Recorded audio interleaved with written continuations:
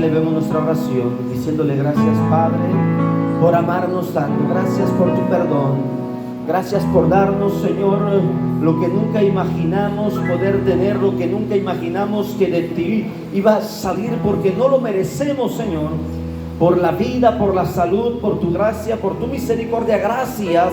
Gracias por cada instante, gracias por estar con nosotros, gracias por acompañarnos, gracias, Señor, gracias por este tiempo de estar en tu presencia, gracias, mi Dios amado, porque no nos has dejado solo, no nos has abandonado, sigues a nuestro lado a pesar de nuestros errores, a pesar de nuestras faltas, a pesar de que hemos fallado y que humanamente estamos constantemente fallándote, Señor. Gracias, gracias, Cristo, gracias, Espíritu Santo, gracias, Padre Celestial. Gracias, Dios. Amén. Aleluya. Pueden sentarse. Yo creo que todos recordamos alguna generación de la escuela, alguna generación de la secundaria, la primaria, jardín de niños, alguna generación que marca nuestra historia, pero no tan solo marcó nuestra historia, sino también que marcamos emocionalmente a otras personas. Siempre creo que en cada generación hay un gordito, hay un flaquito, hay un alto, un chaparro a quien le cargamos las bromas, a quien le echamos toda la carrilla. También siempre hay el que se la pasa durmiendo. Y de una u otra manera, a veces marcamos la generación con buenos recuerdos. El inteligente, el sabio, el que se saca el 10, el que le negociamos las tareas. Algo llega a tener una generación. Dios me permitió desde la primaria, que entré a la primaria, a mis 5 años, que fuera el mismo grupo, segundo, tercero, cuarto, hasta sexto. Pero marcamos la generación en la escuela porque en el otro grupo, yo era el primero B, el primero A, pues había una niña muy inteligente y competíamos en los primeros lugares. Recuerdo a esa niña y yo éramos la competencia en los 2 salones. Cuando yo empecé a aprender a dibujar, empecé a concursar en dibujo y en conocimiento, pero me gustó más el dibujo. Llegó el momento en el cual me di cuenta que aquella niña era cristiana y era de otra iglesia. Así es que a mi corta edad yo empecé a sentir como una competencia ahora con la iglesia. Porque yo también a los 8 o 9 años empecé a predicar, empecé a tener también concursos de conocimiento. Llegué a concursar a nivel nacional en predicación, en actividades de conocimiento bíblico, y aquella niña iba por aquella iglesia. Llegan momentos que uno marca a su generación con algo. Hubo una ocasión, recuerdo en quinto, que me dice el maestro: Elías, vamos a concursar, pero o concursas en conocimiento o en dibujo. Yo estaba triste porque yo quería estar compitiendo con la otra niña. Le digo, pues en dibujo. En esa ocasión había llegado un niño de Acapulco que era muy bueno en conocimiento también, y él nos empezó a representar en conocimiento ya a nivel región, a toda la escuela. Pero perdí contacto con todos ellos. Al paso de los años me di cuenta que aquella niña es esposa ahora de un amigo mío, y nos llevamos bien, convivimos y sonreímos. La diferencia nosotros podemos marcarla en cada momento. No siempre estamos como escuela con una generación en donde estemos reunidos, pero tenemos una generación a la cual nosotros debemos de marcar una diferencia. Si hay algo que de mí se acordaban mi generación, es que yo pasaba de un árbol a otro como changuito, no pesaba nada, literalmente pasaba por las ramitas como si fuera una paloma, una gallina o algo. Y tenía una habilidad, una destreza, que pasaba caminando como si fuera en el piso firme.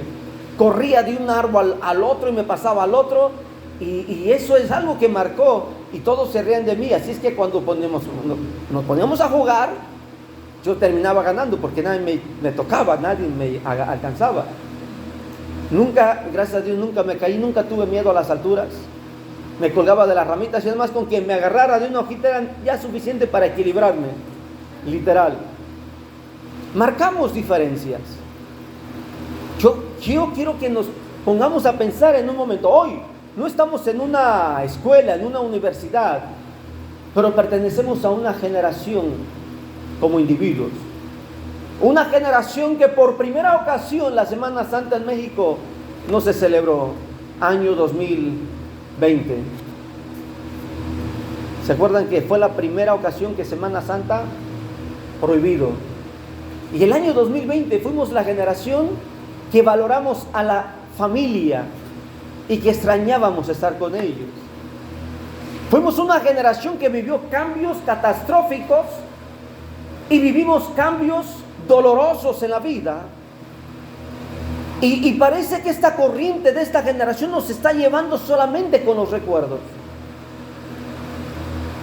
No somos una generación para llorar. No somos una generación para recordar. Debemos de ser una generación que marque la diferencia.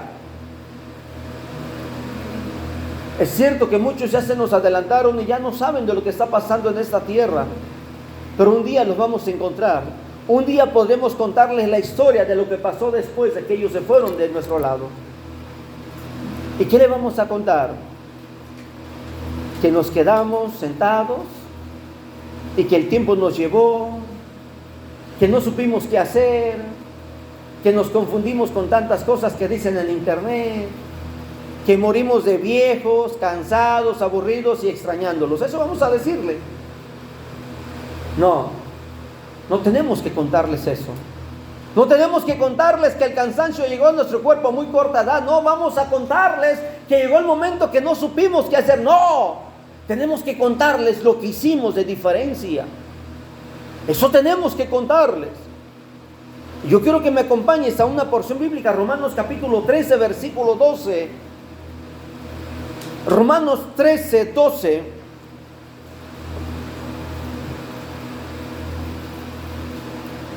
Dice así como están sentados, honrando al Padre, al Hijo y al Espíritu Santo. La noche está avanzada y se acerca el día. ¿Cuál es el día? El día que Cristo venga.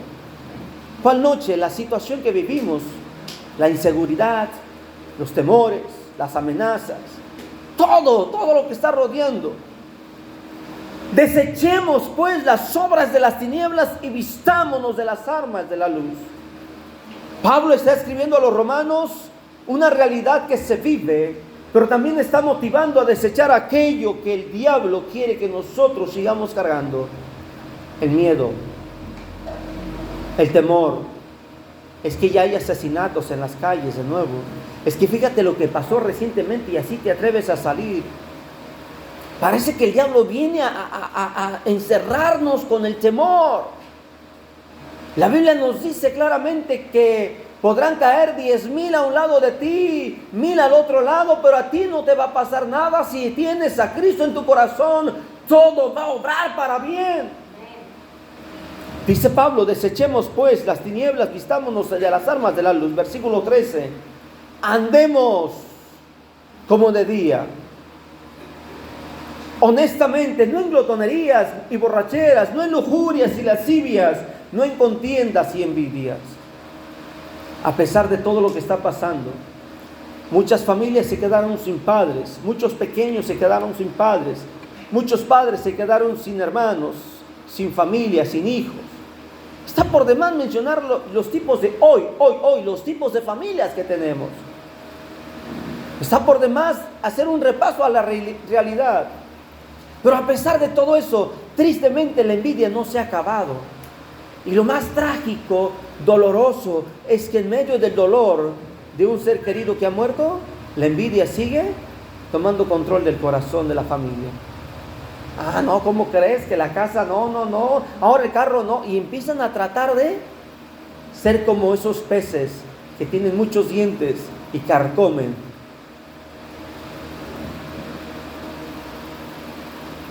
Sí me estoy tratando de explicar, yo creo que sí me está entendiendo, ¿verdad? Que se deslizan fácilmente y nomás llegan a puro. ¿Te acuerdas cómo se llaman? Las pirañas. Pablo está tratando de llamar la atención a los romanos con esta carta y decirles, andemos como de día. A ver, ¿cómo andamos de día? Seguros, caminando sin miedo.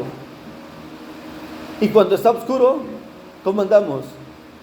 Tratamos de poner el pie, el segundo pie, vamos tocando, nuestra mente se está imaginando cosas y cualquier toquecito de algo, ¡ay, ay, ay, ay!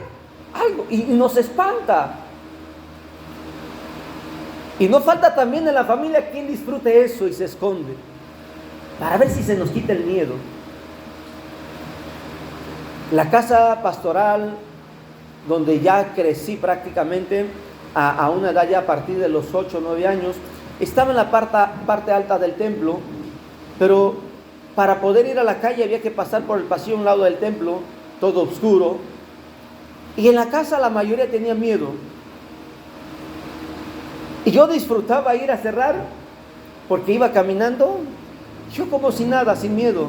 Se metían los gatos, se metían los sapos y hacían ruidos. Literal parece que había un zoológico adentro del templo. Y yo sacaba a los gatos y a oscuras porque los disfrutaba yo eso. De mis hermanos nadie se animaba a ir a cerrar la puerta y mucho menos en la madrugada para abrirla. No, hasta que saliera el sol y estuviera de día. Que fuera claro, porque el pasillo estaba oscuro. Aprendí a caminar de noche como si fuera de día. Aprendí que aun cuando voy manejando, la luz que lleva el carro es suficiente para tomar las medidas de seguridad.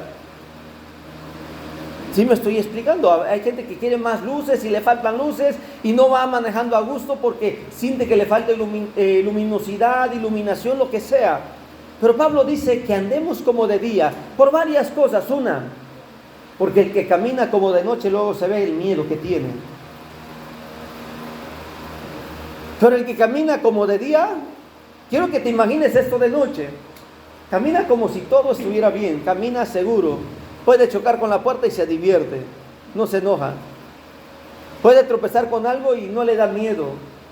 Pero el que camina con miedo necesita que todo esté claro para poder ver. Pablo está tratando de mostrarnos algo. Pablo está tratando de decirnos que la noche está avanzada y andemos ¿cómo? Y ya menciona algunas características. Yo creo que notemos algo de esos versículos. Andemos honestamente. El cómo, espérame, quiero explicarte algo. El cómo es que Pablo sabe que no somos honestos. Levante la mano el honesto realmente. Levante la mano el que nunca tomó. Bueno, yo nunca tomé. Levante la mano el que no le gusta de vez en cuando la glotonería, la lujuria, la lascivia, las contiendas. Ya mejor no levante la mano. Cuando Pablo dice anda como, es que sabe que tenemos una naturaleza. Que el que tiene la lascivia activa, con los ojos devora más que las pirañas. Va pasando una mujer y cómo se le queda viendo el hombre.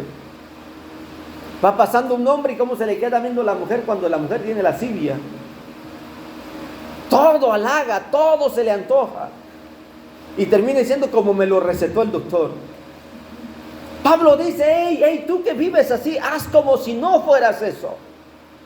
Vive, camina como si no tuvieras lascivia. Que por primera vez se te atravesó una mujer, no la codicies, no la lujuries, no desees cosas que no. Hazlo. Así es lo que dice Pablo. Que si se te antojan las camionetas del año, llantas grandotas, y se activa la codicia, mírala como si no tuvieras codicia. Va a decir, pastor, bueno, no tengo codicia, pero me sigue encantando esa troca. Algún día voy a tener una. Ah, no tienes codicia. Dijo un hermano, pastor, me costaron cubetas de lágrimas dejar la codicia. Y sigue exagerando. Pablo está mencionando, y observa la lectura. Dice, la noche está avanzada y se acerca el día. ¿Cuál día? El día de nuestra redención. ¿Cuál día? Mira, es cierto que en tu mente tienes tus propias luchas, tus propios deseos. Es cierto que llega el momento que tus labios se saborean de la cerveza de aquello que un día le gustó. Es cierto que tus labios un día van a desear tomar, fumar, tener en sus labios aquello, las drogas. No sé qué pudo probar tu boca que a Dios no agrada.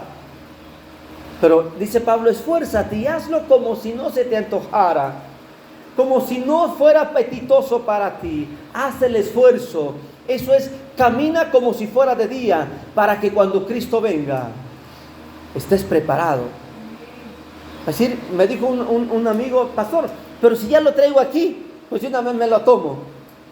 Espérame, es que tú lo puedes traer aquí, pero mientras no te lo tomes, no es pecado consumado. Pero ya cuando le empiezas a destapar y te la tomas y ya le das el primer trago, ya es un pecado consumado. Dice, entonces, pastor, dice, ¿puedo traer una mujer aquí en mi mente? Y mientras no la toque no es pecado. Ay, eso sí, Pablo, Jesús dijo que si te cargas con una mujer aquí, la codicias aquí, ya es. No es lo mismo que una cerveza. No es lo mismo. El efecto que causa la pornografía en la mente es dañina y es destructiva. Y el efecto que carga la imagen de una cerveza fría no es lo mismo. No despiertan lo mismo en el cuerpo. Aunque los dos sean antojo y los dos sean pecado de mente y perversidad, la pornografía destapa y destruye el alma y la fe. Pero una cerveza no va a causar los mismos efectos. Nadie agarra una botella y la abraza y dice, mi vida, mi amor, nadie lo hace así. Pero cuando viene la lujuria, el pecado con el sexo opuesto, ahí está lo destructivo. Decía yo hace un rato que marcáramos la diferencia en esta generación. Yo quiero que vayamos a la Biblia rápidamente. Vete al libro de Génesis capítulo 7 versículo 1 y vamos a mencionar a un personaje que tiene una característica por la cual Dios se agradó de él. Génesis 7:1 dice, dijo luego Jehová a Noé, entra tú y toda tu casa en el arca, porque a ti he visto justo delante de mí. ¿En qué? ¿Qué generación nos tocó hoy? La del COVID, la del Omicron, la del Delta. ¿Cómo se llama la otra? ¿Delta? Los variantes, del que todo mundo no salga. Nos tocó una generación que la historia, según hace 100 años, la gripe negra, ¿cómo se llamaba? No, hace años en España también, la española, marcó también la historia de la humanidad. Hoy debemos de saber que hay dos palabras que vamos a mencionar en este mensaje y quiero que lo sepan. Una es la generación, la otra, ¿cómo te encuentras tú? ¿Cómo te está encontrando Dios a ti en medio de esta generación? A Noé lo encontró justo. Una palabra que marcó la vida de Noé. ¿Sabes que Noé? No eres santo, pero eres el más justo de todos. Dice la Biblia, el profeta dice que había una generación que si hubiera estado Noé, Daniel y Enoc, dice el profeta, yo salvo a ellos tres y acabo con todos los demás. Interesante de que Dios vuelve a mencionar a Noé como una persona especial, a Enoc y a Daniel. Dice, ni sus hijos se salvarían. ¿Sabes por qué? Porque los hijos de Noé no eran tan justos como su padre, pero Dios, por amor a su padre Noé, les dio misericordia. ¿Qué hizo uno de sus hijos cuando Noé se emborrachó? ¿Verdad que no era santo? Noé no era santo. Le gustaba la jarra pesada, la jarra con hielitos, que echara espuma. ¿Qué hizo el hijo de Noé? Se burló de su padre e hizo cosas que no debería haber hecho con su padre. Se burló, lo exhibió y hizo más cosas. Sin embargo, podemos encontrar que Noé fue el más justo de su generación y solamente tiene una palabra, justo. ¿Cuántas tienes tú? Hace un rato mencioné honestidad. ¿Cuál mencioné? ¿Se las regreso? Glotonería, jarra pesada, la borrachera, lascivia, contiendas, envidias. Noé solamente era justo. A lo mejor fue un poquito chismoso, a lo mejor fue un poquito lujurioso. La Biblia dice que le gustaba tomar. La Biblia menciona sus defectos de Noé. Pero era el más justo de su generación. Dios no está esperando que venga la perfección de la santidad a tu vida hoy. Porque la perfección de la vida se obtiene a través de Cristo Jesús. Vamos a llegar a ser santos perfectos cuando estemos en el cielo. En esta tierra seguiremos con una naturaleza que nos reviste de imperfección. Pero Dios quiere encontrar algo en ti. ¿Qué es lo que va a encontrar en ti? Vamos a analizar a otros personajes. Y yo quiero que vayamos al primer libro de Samuel, capítulo 12, por favor. Versículo 3.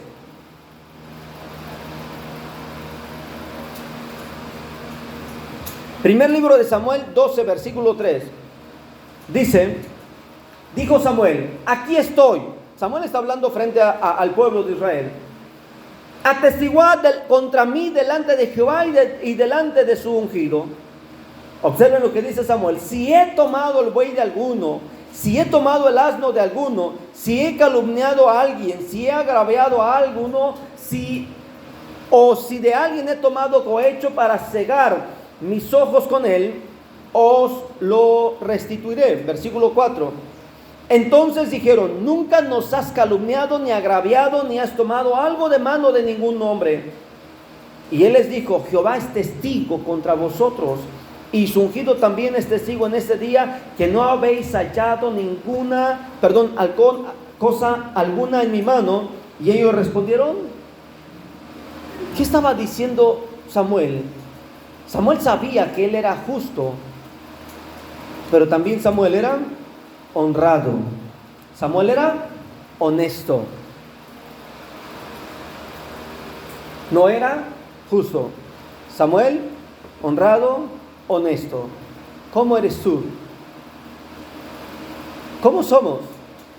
Si Dios visitara nuestra generación hoy en día, ¿qué encontraría en nosotros? ¿Qué va a encontrar en nosotros? Honestidad, sinceridad, justicia. Va a encontrar integridad, va a encontrar fidelidad, va a encontrar que no nos gusta la codicia, que no nos gusta la lascivia, que no nos gusta la jarra grande, que no nos gusta el cigarro, que no nos gusta drogarnos. ¿Qué va a encontrar? ¿Qué es lo que va a encontrar Dios en ti? El día se acerca, Cristo viene pronto, Cristo viene por su iglesia. La iglesia va a ser arrebatada y cuando Cristo venga no va a haber tiempo de que tú arregles tus cuentas con Él. Necesitas vivir como si no fueras un borracho, como si no fueras un mentiroso, como si no fueras un malviviente o como si no fueras un hombre violento. Trata de esforzarte, de tener un dominio propio para que tu vida no esté fuera de lo que Dios espera de ti. Dice la Biblia que Samuel era honrado y honesto. Génesis 41, por favor. Versículo 38. Y dijo Faraón a sus siervos, ¿acaso hallaremos a otro hombre como este en quien esté el Espíritu de Dios? Dice el versículo 38 que Faraón descubrió que en José estaba, ¿qué? El Espíritu de Dios. Versículo 39, y dijo Faraón a José, ya se dirigió de manera directa, pues que Dios te ha hecho saber todo esto, no hay entendido ni sabio como tú. Tres cosas se encontró Faraón en José. Tenía el Espíritu de Dios, era entendido, era sabio. ¿Qué están encontrando en ti los patrones, los trabajadores, los vecinos? Que tienes al Espíritu de Dios. Están encontrando en ti que eres sabio, que eres inteligente. ¿Qué están encontrando en ti? Acuérdate que viene Cristo, el día se acerca y Él quiere encontrar algo en ti que valga la pena. ¿Qué va a encontrar en ti? ¿Qué va a encontrar en mí? ¿Qué va a encontrar en la iglesia? ¿Qué va a encontrar en todos? El día se acerca. Andemos, Pablo dice a los romanos, como de día, andemos honestamente, porque Dios tiene que encontrar algo en medio de esta generación, algo que valga la pena. Dice el profeta que Dios caminó por las calles, que Dios buscó un justo, buscó a alguien que valiera la pena y no encontró alguno. Todos iban tras el pecado, todos iban tras la maldad. Y dice la Biblia que Dios clamaba y no encontraba a alguien. A nadie encontró que valiera la pena para poder rescatar. En la plática de Abraham con Dios, recordemos el libro de Génesis, le dice Dios a Abraham, fíjate que voy a destruir a Sodoma y a Gomorra. Y le dice Abraham a Dios, Señor, pero si hubiera 100 justos. Y Abraham empezó a negociar. Olvidemos los números, que 40, 50. Lo importante que quiero mencionar en este momento es que Dios decía a Abraham, por amor a esa cantidad, yo voy a perdonar la ciudad, por amor a esa otra cantidad. Y por más que Abraham bajaba los números, Dios seguía diciendo, si hubiera esa cantidad, yo perdono. Yo perdono. En esta generación que estamos, la pregunta es, si volviéramos a saber y a negociar con Dios, ¿Dios pudiera responder eso por nosotros? ¿Dios pudiera perdonar a esta generación por amor de nosotros? ¿Seremos realmente justos, honestos, íntegros, sinceros? ¿Algo que valga la pena? ¿Qué encontrará Dios de nosotros? Que perdemos tiempo con el celular, que nos gustan más las redes sociales que la lectura de la Biblia, que nos gusta más el chisme que la oración, que le tenemos miedo al ayuno por la gastritis, y si ayudamos es hasta las 10 de la mañana y nos esforzamos muy poquito y no queremos hacer fuerza. Hace un rato hablaba con un hermano y le decía, hermano, hablando, no me acuerdo cómo estuvo el tema del ayuno, dice, hermano, yo me acuerdo cuando yo ayunaba 3 días y desde el lunes temprano hasta el miércoles en la noche. Le dije, pues esos ayunos son los que me gustan. Dice, es que ya en las iglesias no hay esos ayunos así. Realmente, ¿hasta dónde hemos dejado de buscar a Dios porque le damos prioridad a otras cosas? Recuerda, a ver si te acuerdas quién dijo, si muero que sea en tus manos y no en las del hombre. ¿Quién lo dijo? David. Y hay gente que le gusta andar en la boca de todos, en los chismes de todos. ¿Sabes cómo te puedes curar de eso? Métete con Dios. Entre más te metas con Dios, el diablo menos se encontrará de ti para chismear. Daniel capítulo 6, versículo 4, por favor. Entonces los gobernadores y sátrapas buscaban ocasión para acusar a Daniel. Observa de la vida de Daniel. ¿Te acuerdas que Daniel capítulo 1 dice, y Daniel propuso en su corazón no contaminarse? Y Daniel se metió en un conflicto por retar a la voluntad de la realeza. Pues Daniel tenía otras características más. Este versículo dice, y buscaban ocasión para acusar a Daniel en lo relacionado al reino, mas no podían hallar ocasión alguna o falta, porque él era fiel, y ningún vicio ni falta fue hallada en él. Daniel 6:4 dice que Daniel era fiel, sin vicio y sin falta. ¿Qué dice la Biblia de los viciosos? ¿Alguien ha encontrado ese versículo en la Biblia que donde Dios habla de los viciosos?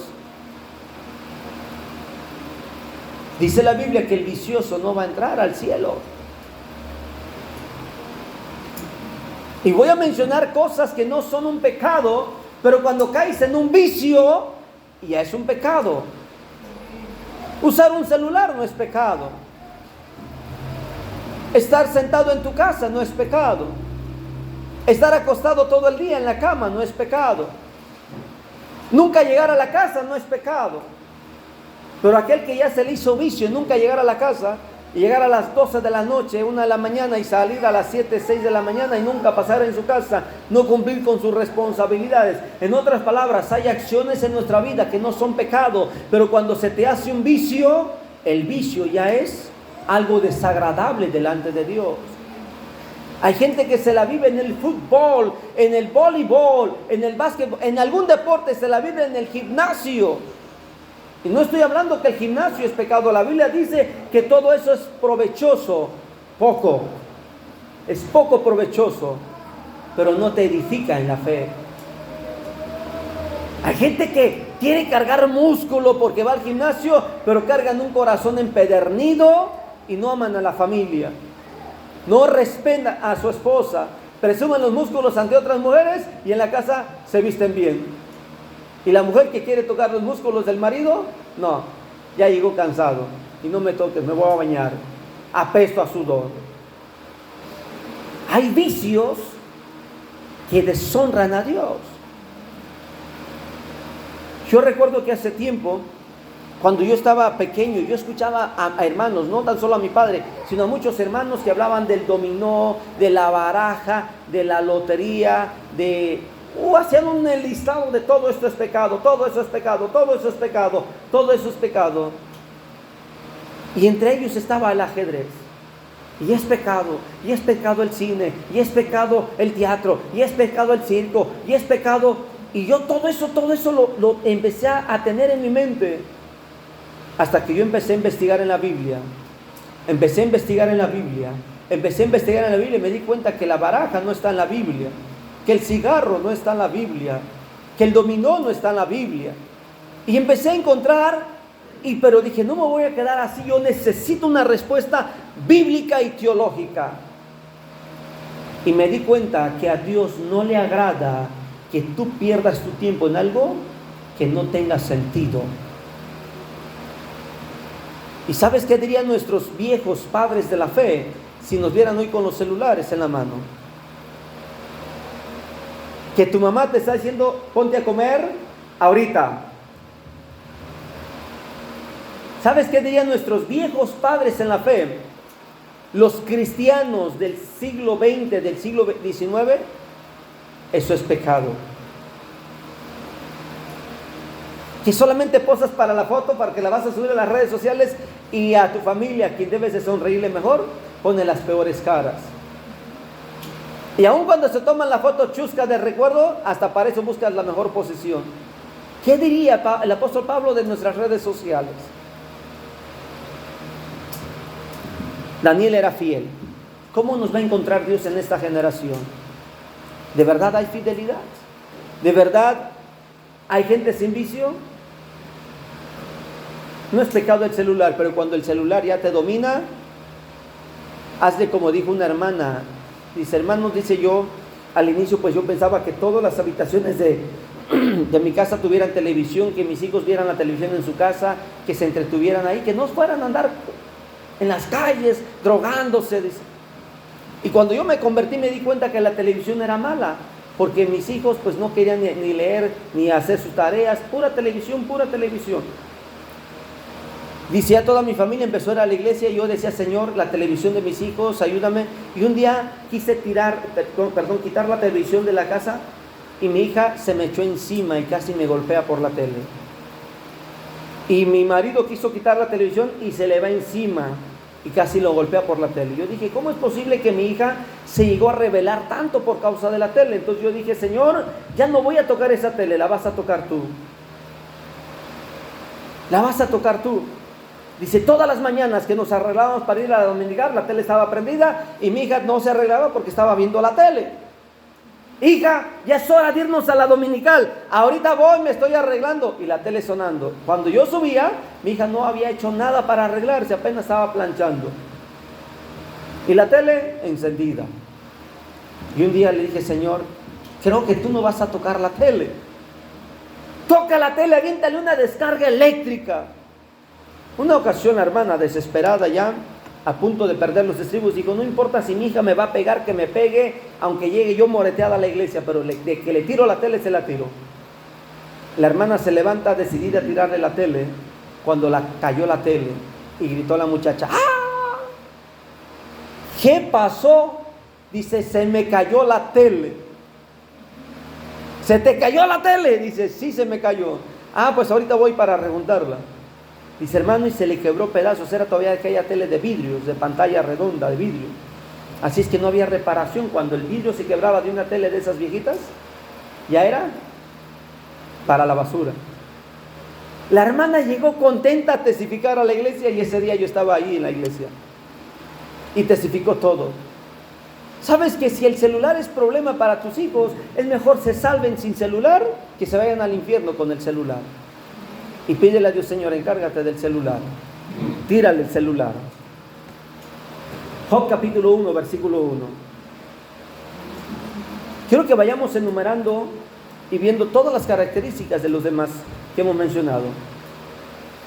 Job 1:1 dice: hubo en tierra de Uz un varón llamado Job.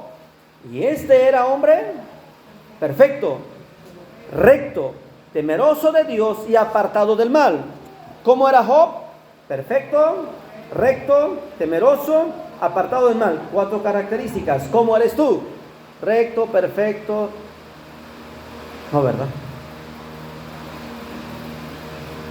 Job va a decir: ay, hermano, es que en la antigüedad era bien fácil. Pues no era como hoy en día, no había tecnología, no había tanto. No, te voy a decir algo. Si piensas que es la lascivia, tiene que ver porque las mujeres van mal vestidas. Si piensas que la lujuria es porque las mujeres van mal vestidas, en aquella época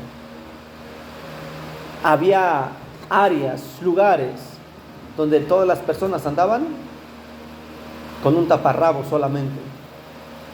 ¿Dónde estaba la vestimenta? Conocemos en la historia que la cultura fue cambiando y la ropa, la vestimenta fue cambiando muy recientemente. ¿Sí me estoy explicando? La lujuria es un pecado. Que no le eches la culpa a la mujer que porque va mal vestida. No, es algo que debes de dominar y decir: lo corto, yo no voy a pecar. Si la mujer quiere andar mal vestida, es su problema. Yo debo de controlar lo que hay aquí. Viceversa, si el hombre anda mal vestido y está enseñando el lavadero recién hecho, no peques con tu mente. Job era recto, temeroso de Dios y apartado del mal. Tú y yo podemos ser rectos, temerosos de Dios, podemos ser perfectos, podemos ser apartados del mal. Somos llamados a vivir en una generación y marcar la diferencia. Me acerco al final. Filipenses capítulo 2, versículo 14 y versículo 15. Fíjate qué es lo que Dios pide para nuestra generación. Haced todo. Mamá, pero ahí está Juan, que lo haga Juan. Ahí está Pablo, ahí está Pedro, ahí está. Queremos que mamá mande a todos los demás. ¿Y nosotros? Dice aquí: hacedlo todo. ¿Te mandaron a ti? Hazlo. ¿Te indicaron a ti? Nada más dame chance de terminar y sigo. Decía mi abuela: mientras descansas, bárrete el patio. Hazlo todo. Y como dice, sin murmuraciones. ¿Qué es lo que Dios quiere de ti?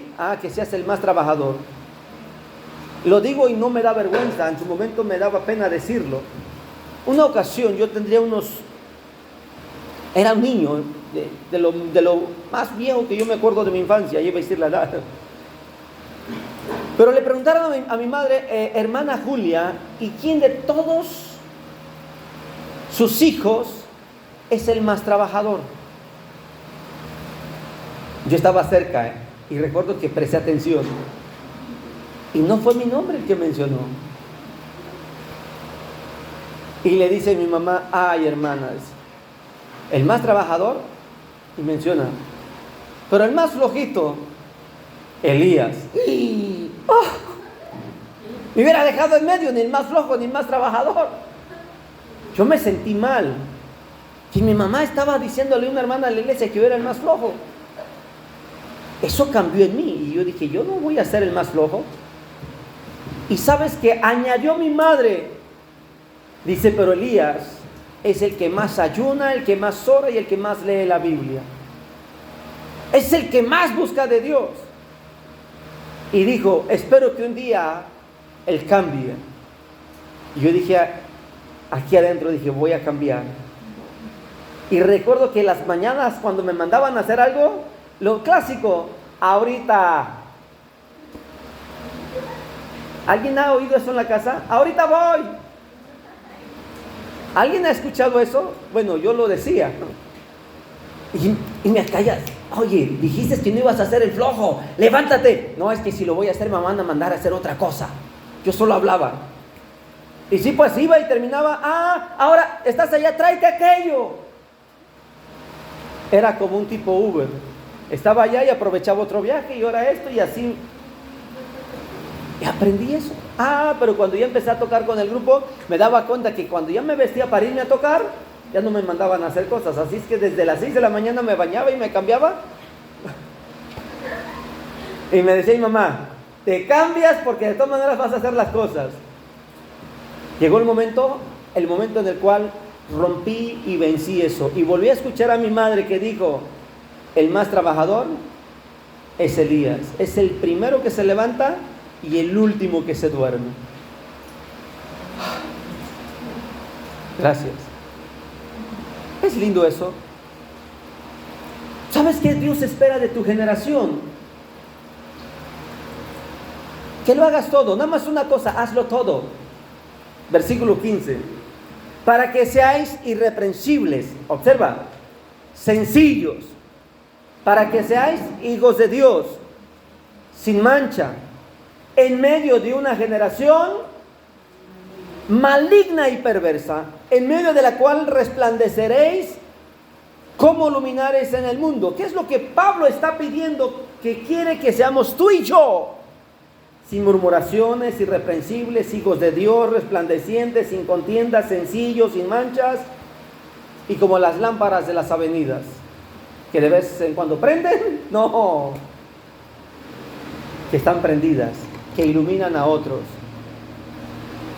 ¿Qué es lo que quiere Pablo? Que cuando Cristo venga, seamos hallados sin murmuraciones, sin contiendas, santos, justos, buenos, fieles. Lo de Job, lo de Daniel, lo de Noé, lo de Samuel. Quiere Dios eso de nosotros. Ese hermano es demasiado. Bueno, esfuérzate por algo. Hazlo todo. No reniegues. Esfuérzate. Hazlo todo. No te canses. Dice la Biblia que no te canses de hacer el bien, que a su tiempo segaremos si no desmayamos. Ponte de pie, vamos a orar. Tú puedes marcar la diferencia. Tú puedes marcar la diferencia. En mi generación, en la primaria, fui conocido como el flaco. El que lo movía el aire porque pasaba de un árbol al otro por las ramas. Nadie se podía acercar a mí, yo estaba bien tranquilo y ellos tratando de tirarme. Yo bien tranquilo en las ramas como los changos.